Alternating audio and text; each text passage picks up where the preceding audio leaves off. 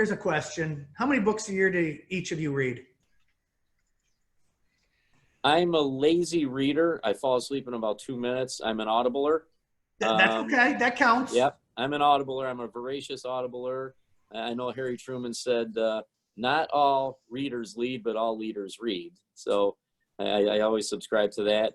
I'm up to over 100 and something books, and some of those are 56 hours of listening. So I probably get in close to a dozen, and probably one a month on Audible, which is great because it's a great way to pass the time driving to work. It's phenomenal. A lot of my clients, I have clients that some are, in Rochester, but the vast majority of them are Elmira and Cortland and Syracuse, and I'm all over the place. So what I'm missing most about this COVID thing is I would have a 2-hour ride to Elmira and a 2-hour ride back, a book at 1.5 speed on Audible. I'm getting it done, and we're not doing that right now. Anthony. Well, this would be a perfect time for me to say I do 13 a year, but no, that would be, I'm just kidding. It's the advantage of you going, no. Now I as well, I actually have a book here at the lake that I'm trying to read.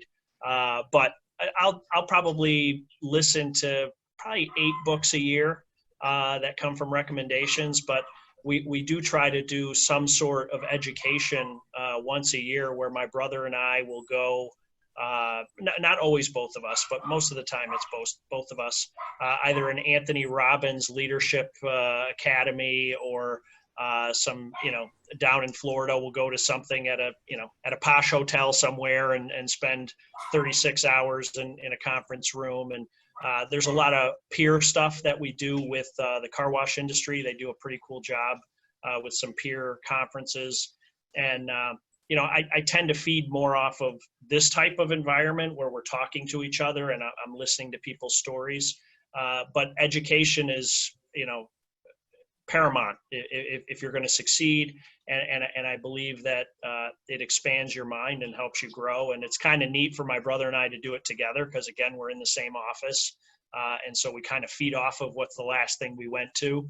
And it's kind of refreshing and reiterates what we learned 3 months ago. Do you remember when he said this? Do you remember when she said that? Love it. That's what brought it up was one, we talked about a couple books, and Ray, you said something, it sounded like it just came right from Jack Stack's The Great Game of Business, and so that's what got me thinking about it.